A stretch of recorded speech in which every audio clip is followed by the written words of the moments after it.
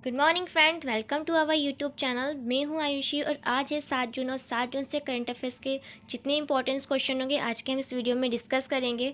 तो बढ़ते हैं हमारे क्वेश्चंस की तरफ। तो आज का जो हमारा पहला क्वेश्चन है, इंटरनेशनल बुकर प्राइज़ 2021 किसने जीता था? तो इसका सही ऑप्शन है option number A, David Diop ने ये पुरस्कार जीता था। तो इंटरनेशनल बुकर प्राइज़ 2021 जो है डेविड डियोप ने जीता था। और ये 2021 का सबसे इम्पोर्टेंट क्वेश्चन है कि इंटरनेशनल बुकर प्राइज़ किसने जीता था। तो ये क्वेश्चन आएगा ही डेविड डियोप, इसका सही ऑप्शन होगा। तो जो डेविड डियोप थे, ये अंग्रेजी में अनुवादित अपनी पहले उपन्यास and night all blood is black पहले उपन्यास and night all blood is black के साथ अनुवादित फिक्शन के लिए अंतर्राष्ट्रीय बुकर प्राइज़ जीतने वाले जो थे पहले फ्रांसीसी उपन्यासकार बन गए हैं। तो इसमें क्वेश्चन घुमा के भी आएगा कि जो पहले फ्रांसीसी उपन्यासकार है जिन्होंने इंटरनेशनल बुकर प्राइज़ 2021 जीता है वो कौन है? तो इसका सही ऑप्शन होगा डेविड डियोप है। डेविड डियोप अपने पहले उपन्यास and night all blood in black के अनुवादित फिक्शन के लिए जो है इन्हें अंतर्राष्ट्रीय बुकर प्राइज पुरस्कार जो है मिला है। तो जो दो उपन्यासों के लेखक डेविड डियोप और उनके अनुवादक जो थे अन्ना मॉस्कोवस्की को 50,000 पाउंड के वार्षिक पुरस्कार को जो है साझा किया है, जो अंग्रेजी में अनुवादित काम के सर्वश्रेष्ठ लेखक अनुवादक को जाता है। तो ये जो पुरस्कार इन्हें मिला है इंटरनेशनल बुकर प्राइज़, जो इसका जो प्राइज़ होता है ये होता है इसकी जो राशि होती है वो है 50,000 पाउंड होती है। तो 50,000 पाउंड जो होती है दो लोगों में इन्होंने बांटा है।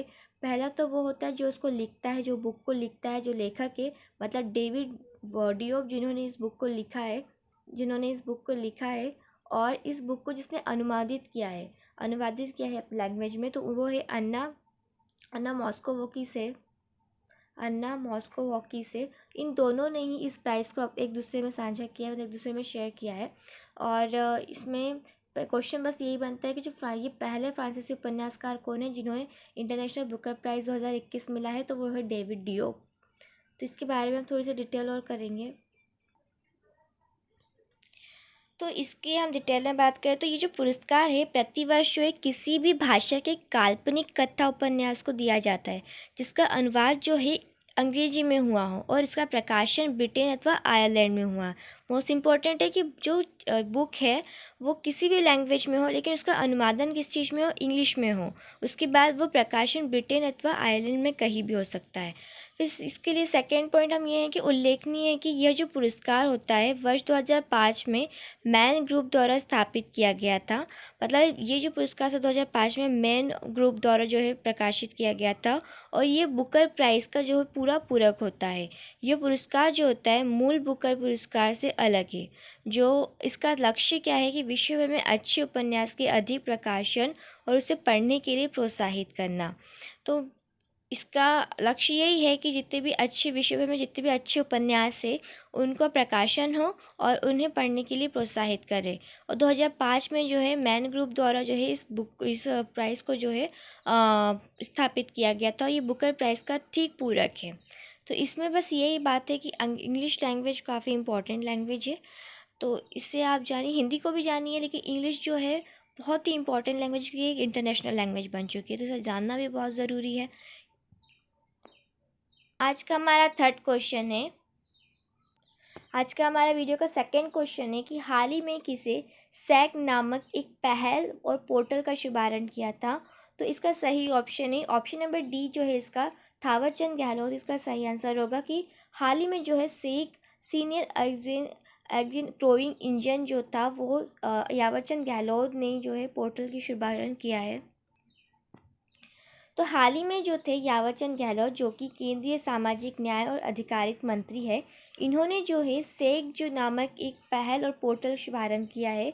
और सेग पोर्टल क्या है? तो ये विश्वसनीय स्टार्टअप द्वारा बुजुर्गों की देखभाल के उत्पादों और सेवाओं की वन स्टॉप एक्सेस के रूप में कार्य करेगा। इस पहल का जो मूल उद्देश्य है स्टार्टअप के माध्यम से बुजुर्गों की देखभाल के लिए युवाओं को शामिल करना और बुजुर्गों की देखभाल को केवल एक सरकारी कार्यक्रम की बजाय एक राष्ट्रीय आंदोलन बनाने के लिए उनके अभिनव विचारों को जो है शामिल करना है। तो इसकी शुभारंभ किसने किया था? यावरचंद गहलोत ने किया था। जो कि केंद्रीय सामाजिक न्याय और अधिकारिक मंत्री है। और इसका जो कार्य है, मतलब इसका जो उद्देश्य है, तो इस कार्यक्रम की बजाय क्या है कि बुज़ुर्गों की जो देखभाल करना है। और इसमें इस बुजुर्गों की देखभाल के लिए इसमें जो युवाओं को शामिल करना है। और बुजुर्गों की देखभाल केवल एक सरकारी कार्यक्रम होने की बजाय राष्ट्रीय आंदोलन बनाने के लिए उनके अभिनव विचारों को जो है शामिल करना है इसमें। क्वेश्चन नंबर 3 है कि हाल ही में नेशनल ग्रीन ट्रिब्यूनल एनजीटी की जो प्रधान पीठ ने किस राज्य में विश्वामित्र नदी कार्यक्रम योजना को लागू करने का निर्देश दिया है। तो इसका सही ऑप्शन है ऑप्शन नंबर सी, गुजरात। हाल ही में जो है गुजरात राज्य ने नेशनल ट्रिब्यूनल प्रधान पीठ जो है वो विश्वामित्र नदी कार्यक्रम योजना को लागू करने का निर्देश दिया है। तो जो नेशनल ग्रीन ट्रिब्यूट प्रधान पीठ है, ये गुजरात राज्य ने विश्वामित्र नदी कार्य योजना को लागू करने का निर्देश दिया है। तो नेशनल ग्रीन ट्रिब्यूट जो है एक प्रधान पीठ ने हाल ही में वडोदरा नगर निगम VMC गुजरात और अन्य अधिकारियों को विश्वामित्र नदी कार्य योजना को लागू करने का निर्देश दिया है, जिसमें नदी का सीमांकन जो है वृक्षारोपण और नदी की अखंडता को बनाए रखने की तैयारी शामिल है। मतलब नदी की जो तटीय क्षेत्र होता है, मतलब चारों तरफ जो क्षेत्र होता है, वहाँ पे जो है वृक्षारोपण कार्यक्रम को करने की उन्होंने अखंड और उसकी नदी को अखंडता को बनाए रखने की जो है उन्होंने तैयारी शामिल की है। इससे क्या होगा कि पेड़ लगेंगे, जिससे कि मिट्टी का कटाव कहीं ना कहीं रुकेगा और कोई भी चीज़ जो है मतलब गंदगी नहीं होगी ज़्यादा। जो मिट्टी मतलब प्रदूषण मुक्त करना है एक तरह से नदी को, इसके लिए ये कार्यक्रम चालू किया गया है। तो हम यहाँ पे गुजरात के बारे में थोड़ी डिटेल करेंगे। तो एनजीटी का यही कहना है कि अगर हम ऐसा कोई कार्यक्रम रखते हैं, विश्वामित्र नदी कार्य को योजना जो है अगर लागू करते हैं, तो इसकी अखंडता को जो है हम बनाए रख सकते हैं। तो एनजीटी के बारे में हम थोड़ी बात करेंगे। तो एनजीटी के अध्यक्ष जो है वो है आदर्श कुमार गोयल। और ये जो गुजरात की है, तो यहाँ की जो मुख्यालय है इसका नई दिल्ली में है। और गुजरात के जो मुख्यमंत्री हैं वो है विजय रूपानी। और यहाँ के जो राज्यपाल है वो है आचार्य देवव्रत। तो इसमें इम्पॉर्टेंट ये है कि यहाँ का एनजीटी जो है कि जो मतलब नेशनल ग्रीन ट्रिब्यूनल जो है, ये यहाँ का जो अध्यक्ष है वो है आदर्श कुमार गोयल। और यहाँ का जो मुख्यालय है मेन वो है नई दिल्ली में। आज का मेरा 4th क्वेश्चन है कि हाल ही में बिल गेट्स और यूरोपीय संघ ने ग्रीन टेक्नोलॉजी के लिए कितने बिलियन डॉलर जुटाने की प्रतिबद्धता जताई है। तो इसका सही ऑप्शन है ऑप्शन नंबर ए जो है $1 बिलियन। तो हाल ही में जो थे बिल गेट्स और यूरोपीय संघ ने जो है ग्रीन टेक्नोलॉजी के लिए $1 बिलियन जो है कि जुटाने की प्रतिबद्धता जताई है। तो यह समर्थन जो है अक्षय ऊर्जा, टिकाऊ विमान ईंधन, वातावरण से CO2 सोखने के लिए प्रौद्योगिकी और लंबी अवधि की ऊर्जा भंडारण से उत्पादित हाइड्रोजन को लक्षित करेगा। तो यहाँ पे अगर यूरोपीय संघ की बात करें तो इसका जो मुख्यालय स्थान जो है ब्रुसेल्स बेल्जियम में है।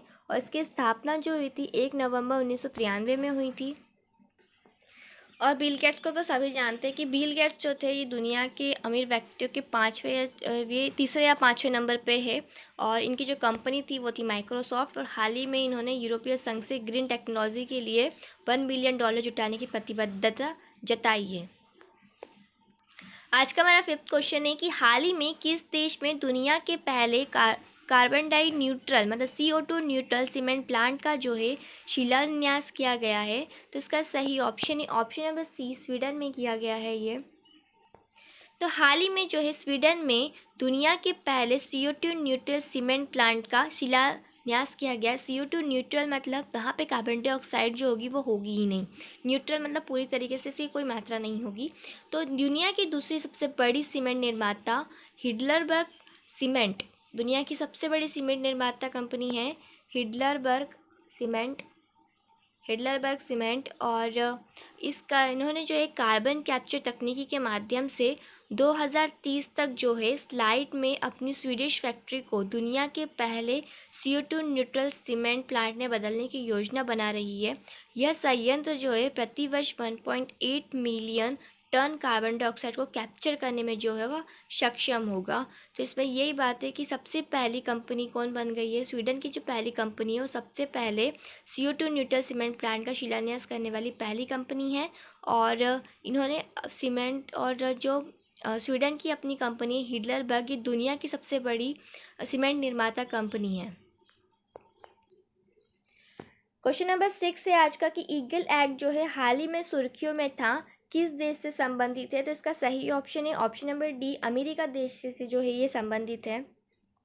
तो ईगल एक्ट जो था हाल ही में जो सुर्खियों में था, ये अमेरिका से संबंधित है और हाल ही में रोजगार आधारित ग्रीन कार्ड पर प्रति देश की सीमा को समाप्त करने के लिए अमेरिका प्रतिनिधि सभा ने को एक कानून पेश किया था। इस नए कानून को ईगल एक्ट 2021 कहा जाता है। मतलब उन्होंने काफ़ी सारे सीमाओं पर प्रतिबंध लगा दिया था। अभी जो हाल ही में रोजगार आधारित ग्रीन कार्ड पर प्रति देश की सीमाओं को समाप्त करने के लिए उन्होंने प्रतिनिधित्व किया था और अमेरिकी प्रतिनिधि सभा यूएस हाउस ऑफ रिप्रेजेंटेटिव ने ये कानून जो है पेश किया है और इस कानून का जो नाम दिया गया ईगल एक्ट दिया गया 2021। आज का हमारा 7वां क्वेश्चन है कि हाल ही में किस संस्था ने चिप ऑफ तकनीकी विकसित की है? तो इसका सही ऑप्शन है option number D, central forensic science of laboratory CFSL Hyderabad ने। तो हाल ही में जो हैदराबाद की संस्था है central forensic science laboratories Hyderabad, इन्होंने चिप ऑफ तकनीकी विकसित की है। चिप ऑफ तकनीकी से मतलब वो जो चिप होती है जो मोबाइल वगैरह में होती है, उस चिप की बात हो रही है। तो central forensic science laboratory Hyderabad के वैज्ञानिकों ने एक स्वदेशी चिप ऑफ तकनीकी विकसित की है। इस तकनीकी का मुख्य उद्देश्य क्या है कि जो लॉक्ड और गंभीर रूप से क्षतिग्रस्त स्मार्टफोन के इनक्रिप्ट जो डाटा हो जाता है को प्राप्त करना और इससे जांच एजेंसी को अपराधियों के खिलाफ विश्वसनीय सबूत पेश करने में मदद मिलेगी। मतलब जो काफ़ी जो अपराधी लोग होते हैं वो क्या करते हैं कि उनके मोबाइल में सारा डाटा रहता है, रिकॉर्ड रहता है, तो वो क्या करते हैं अपने मोबाइलों को फेंक देते हैं या फिर तोड़ फोड़ कर देते हैं। इससे हम इजीली उन्हें नहीं पकड़ पाते। तो अगर उनका मोबाइल हमें मिलता है तो उसके जो मोबाइल्स की जो जो ये तकनीकी जो सेंट्रल फॉरेंसिक साइंस लेबोरेटरी ने विकसित की है चिप ऑफ तकनीकी, इस चिप ऑफ तकनीकी से हम उनकी चिप से जो है लॉक्ड और गंभीर रूप से क्षतिग्रस्त जितना भी डैमेज डाटा होगा, जितना भी इनक्रिप्ट डाटा होगा, उन्हें हम प्राप्त कर लेंगे और उन पर जो उन अपराधियों तक हम आसानी से पहुंच पाएंगे। तो यही तकनीकी जो है सेंट्रल फॉरेंसिक साइंस लेबोरेटरी ने जो है विकसित की है, जिसका नाम है चिप ऑफ तकनीकी और उसका जो उद्देश्य है कि लॉक्ड और गंभीर रूप से क्षतिग्रस्त स्मार्टफोन्स की इनक्रिप्ट डाटा को जो है प्राप्त करना और अपराधियों के खिलाफ विश्वसनीय सबूत जो है पेश करने में मदद करना। बढ़ते हैं हमारे नेक्स्ट क्वेश्चन के तो आज का हमारा 8 क्वेश्चन है एम्फेटेरिसिन बी किस बीमारी के इलाज के लिए IIT हैदराबाद द्वारा विकसित नैनो फाइबर आधारित टैबलेट है? तो इसका सही ऑप्शन है ऑप्शन नंबर बी जो है काला आजार। तो एम्फोटेरिसिन बी जो है ये काला अज़ार के इलाज के लिए IIT हैदराबाद द्वारा विकसित नैनो फाइबर आधारित टैबलेट होगी। जो काला अज़ार मतलब जो अभी काला ब्लैक फंगस चल रहा था उसकी बात हो रही है। तो एम्फोटेरिसिन जो है बी है एक एंटी फंगल दवा है जिसका उपयोग जो है सीरियस फंगल इन्फेक्शंस और लिशमीनियासिस में किया जाता है। लिशमीनियासिस मीन्स होता है काला अज़ार या काला ब्लैक फंगस।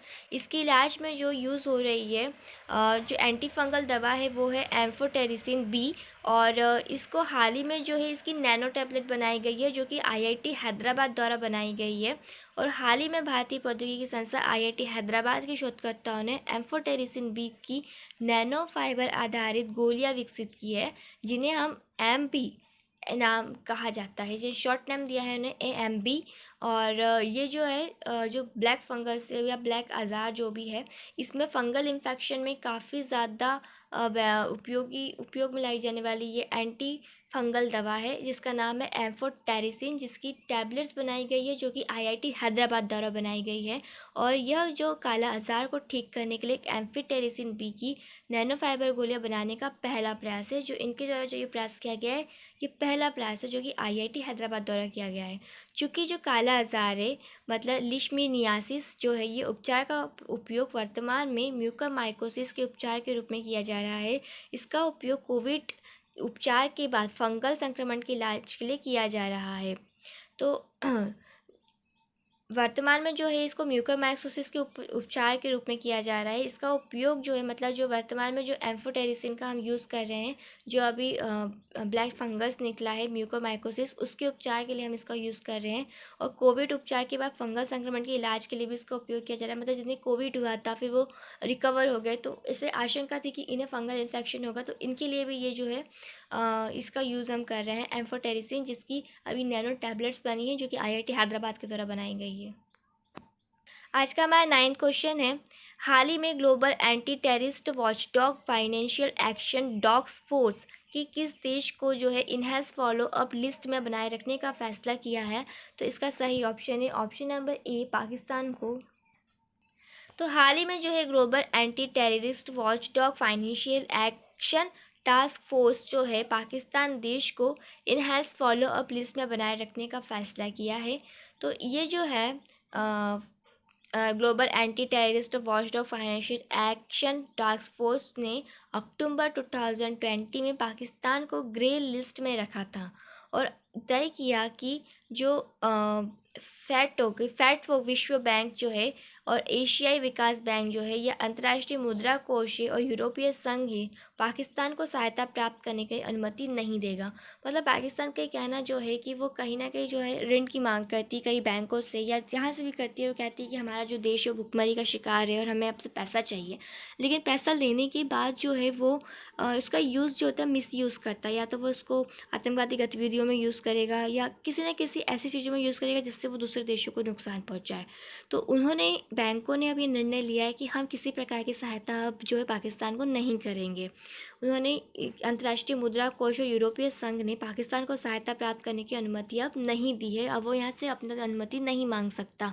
तो भारत ने जो था, भारत के जो फैट सदस्य थे, मतलब जो global anti terrorist watchdog financial action task force के जितने भी सदस्य थे, उन्होंने पाकिस्तान के नाते सदस्य होने के नाते पाकिस्तान को बार बार जो था वित्तीय अपराधों को रोकने और अंतर्राष्ट्रीय मानकों का पालन करने के लिए आवश्यक कदम उठाने के लिए कहा था। कि मतलब भारत ने जब भी उनसे कहा कि अगर आप ऋण ले रहे हो, अगर आप कर्ज ले रहे हो तो इसका सही यूज़ करो, आप इसका शिक्षा में यूज़ करो, महिलाओं को शिक्षा दो, अपने देश के लिए कुछ करो। लेकिन उन्होंने हमेशा इसका जो है मिस यूज़ किया। तो अब फाइनली जो है अंतर्राष्ट्रीय मुद्रा कोष जो है यूरोपीय संघ ने जो है पाकिस्तान को सहायता प्रदान करने की अनुमति जो है नहीं दी है। मतलब कोई भी जो बैंक है, एशियाई विकास बैंक, अंतर्राष्ट्रीय मुद्रा कोष जो है अभी ने अपना लिस्ट में सहायता नहीं देगा। बढ़ते हमारे नेक्स्ट क्वेश्चन की तरफ। आज का हमारा इस वीडियो का लास्ट क्वेश्चन है, क्वेश्चन नंबर 10 है हमारा, हाल ही में DGCI drug controller general of India ने किस संस्थान को भारत में स्पुतनिक वी वैक्सीन के निर्माण की अनुमति दे दी है। तो इसका सही ऑप्शन है option number D, serum institute of India. तो हाल ही में जो है DGCI drugs controller general of India ने भारत में स्पुतनिक वी वैक्सीन निर्माण की अनुमति दे दी है। तो ये जो संस्था का नाम है वो है सीरम इंस्टीट्यूट ऑफ इंडिया। अभी इन्हें जो है मंजूरी मिल गई है। तो अब ये जो एक रशियन है और रशियन कंपनी है और रशियन, तो इस रूसी वैक्सीन का जो निर्माण है स्पुतनिक वी वैक्सीन जो है एक रशियन वैक्सीन है। इसके बारे में हम पहले भी चर्चा कर चुके हैं। और इस रूसी वैक्सीन का निर्माण जो है पुणे में किया जाएगा। तो पुणे का है, महाराष्ट्र में है। और इस कार्य के लिए सीरम इंस्टीट्यूट ऑफ इंडिया ने इस रूस के उसके जो Gamaleya research institute of epidemiology and microbiology से सहयोग लिया है। मतलब जो स्पुतनिक वी वैक्सीन है इसका निर्माण का होता है, इसका निर्माण जो होता है Gamaleya research institute of the epidemiology and microbiology, यहाँ जो कंपनी है इनकी यहाँ होता है। तो इस कार्य के लिए जो सीरम इंस्टीट्यूट ऑफ इंडिया है, इन्होंने रूस की इस कंपनी से जहाँ पे स्पुतनिक वी वैक्सीन का निर्माण होता है उससे सहयोग लिया है। और इस रूसी वैक्सीन का निर्माण जो है अब पुणे में किया जाएगा। पहले जो कि कहाँ होता था, रशिया में होता था, अब इसका निर्माण पुणे में होगा, मतलब भारत में होगा। और इसकी अनुमति जो है वो drugs controller general of India संस्थान ने भारत में अनुमति दे दी है कि आप भारत में स्पुतनिक वी वैक्सीन का जो है निर्माण कर सकते हैं। तो आज का हमारा वीडियो यही ख़त्म होता है। अगर आपको हमारी वीडियो अच्छी लगी है और तो वीडियो को प्लीज़ लाइक कीजिए, चैनल को सब्सक्राइब कीजिए और वीडियो को शेयर कीजिए। और आपको अगर इसका फ्री वीडियो चाहिए तो आप हमारे टेलीग्राम ग्रुप से जुड़ सकते हैं। तो thank you, have a nice day.